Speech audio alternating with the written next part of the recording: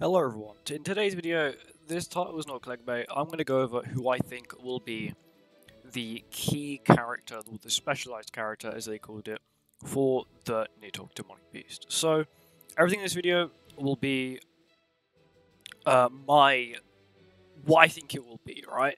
Not my opinion, because I'm going to be using, it is my opinion, but I'm going to be using logic and reasoning for why I think it will be who I think it will be. Not just saying, oh, I think it's going to be this person because I want it to be that person. I'm going to be using logic and facts behind it. Yeah, but anyway, let's get into it. So, currently, as you can see, I've beaten floor 3. This team I use, 2 Ragnarok characters. She will be a key thing later on. But anyway, let's go on to teams. So, currently for Nidhoggr, there are 2 teams you can use. You have this one, which is a brand new current one, which YouTubers like Nag and Murley have used. I'm pretty sure Nag has used it, but there are a few YouTubers have used this team, which is very good. You've got buff removal here, which is Scotty, Unknown, which is Miguelda, which uses your cleanse and ult drain. You've got stance removal as well as DPS, and you've got support / DPS as well. So there are one small problem with this team. There is one small problem with this team, sorry. Good English. Unknown, Giant, Ragnarok. You're probably wondering, what's the problem?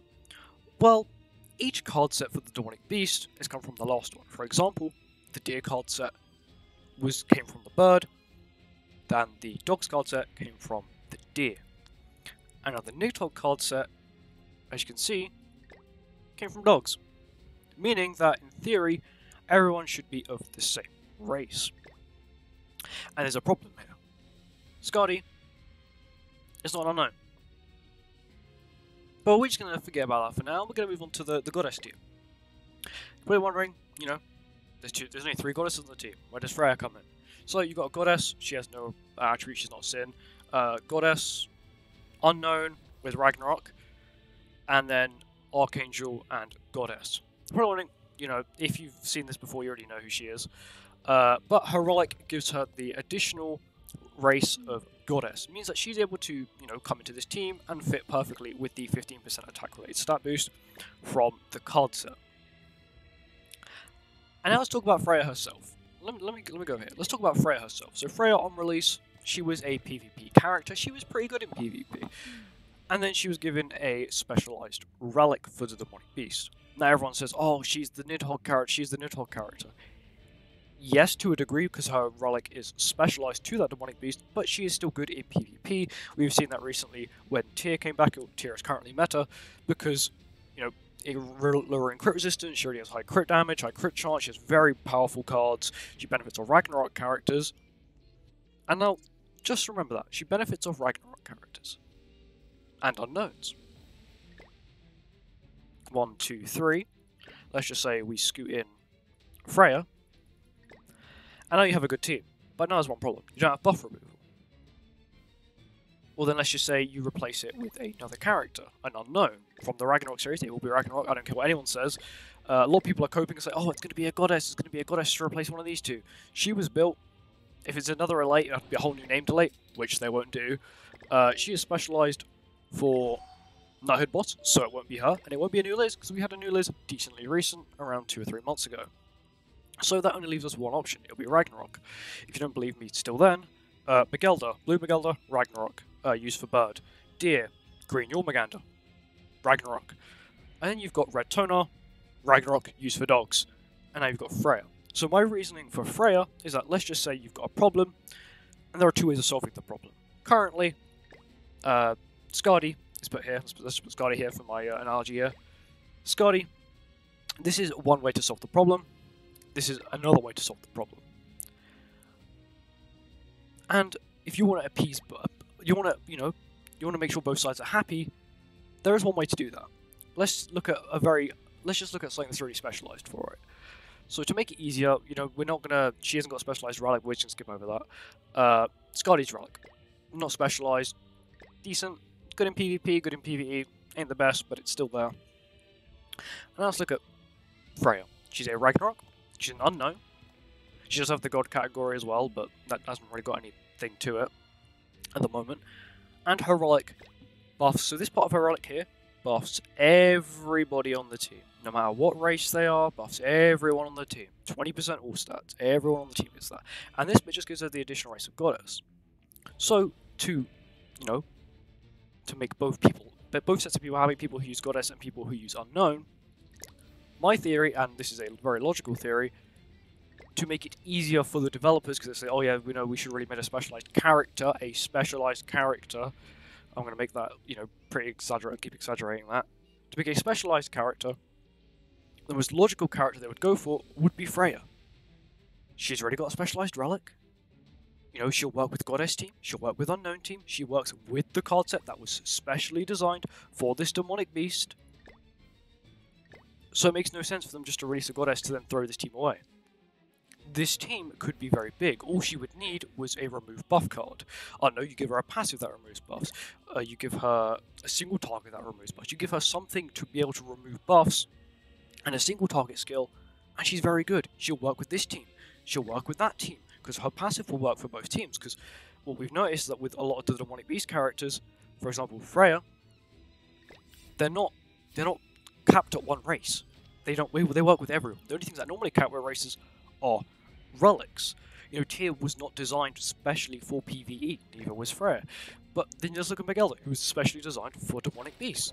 It's not capped at race, which is something you're most likely going to see with the next one. So why would they use a character and then throw out an entire team? For example, this team is not the most optimal in my opinion. You've only really got 2 DPSs. The main pillar of this team, in my opinion, is Freya, the ability to constantly remove stances, as well as having a Pierce card. If you remove her, the team's looking very sad in terms of DPS. If you remove him, you're losing a lot of stats and a lot of damage as well. So these two are the key pillars. But now let's go look at Unknown, where I think that there is a reason why all these characters are as good as they are. You've got Tyr, very good DPS, buffs your team with his ultimate, he's got very, very decent stats. He's also having a passive that works for Unknowns and Ragnaroks. Buffing a lot of people, making single target skills much stronger. And then you've got Freya, who recently got a relic, which I have. Not only that, it gives you immune to ignites, which is very useful on floor 3, stage 3 if you've played the new Nidhoggr. As well as buffing his own stats, and buffing everyone else's stats with buffs. Yes, the demonic beast does remove buffs, it's sad, but on the final phase of floor 3, it doesn't, which would make him even better. He also has a remove stance skill. He's got death damage, which is good for damage. He's got a cleave, which doesn't rely on crits, because the Nidhoggr has very high crit resistance. And he's got a relic, which increases basic stats of Ragnarok and Unknown characters. And then single target damage, once again, of Ragnarok and Unknown characters. Per ally on the field. You got 4 allies. Freya, single target skills. She likes single target skills for her relic. You've got Freya, him, who likes single target skills, does more damage. And then you've got Tyr, who's literally built for increasing single target skills. So why would it be a goddess? I don't see the point. The most logical explanation for something they would go for would be Freya. She's the only one who fits every criteria, would make everybody happy, and would make the most logic for a development team. If you're a development team and you've got a problem, most likely you want to go for the most efficient thing that people will like, and is the best solution. For example, this Freya is the best. Most people probably have her already. She's been in 3 banners. Yes, that isn't very much, but she's also on the Unknown human giant banner. Well, I think that's the banner. But she's always accessible. As even I did wish they make Ragnarok characters a little bit more accessible, but still, she's accessible. So most likely people are going to have her relic. So when they release the new copy of her, even if it's because of course the new copy will have like increased damage dealt, or there'll be some form of damage reduction, as well as having some form of either basic stat or sub-stat booster or all-stat booster, some sort of thing like that. But she fits it. She fits this team, because then it will trigger this thing, which will boost your attack more, which is what you want. You've got damage, support, who does healing and old gauge. Let's look at this team. Cleanse and removes old gauge, healing. So you have 2 characters do the same job as 1 character. Also, she's very good DPS on the final floor of phase 3 because of a power strike armor, because there's a lot of resistance.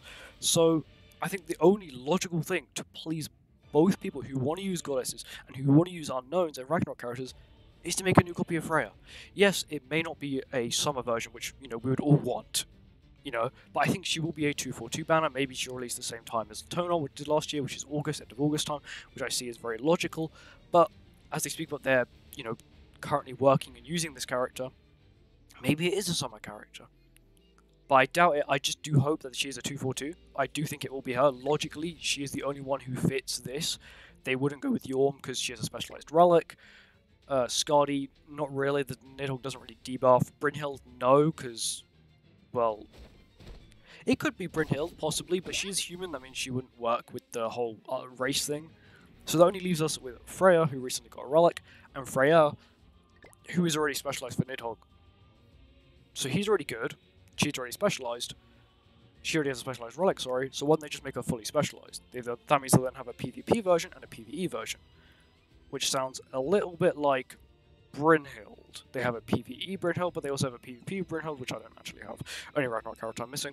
But they already have a PvE and a PvP version, but the relic works in both. But, you know, in PvP, you probably think, oh, well, Freya's relic doesn't work in PvP. It doesn't need to. She has such high stats because of the relic. That is absurd amounts of stats from a relic. It's okay, it's fine. Her ultimate is strong. It performs better in PvE, like you see here. With one target, it performs better, which means you're sort of worth it. Pierce, which is already strong in the meta currently, because for some reason every character's got to have a Pierce card nowadays. And she's got Flood, which is a very powerful card, mixed up with Tyr's Berserk ability. It doesn't matter if she's got low HP, she's still going to pop off really hard because of the fact that she's got the Berserk passive.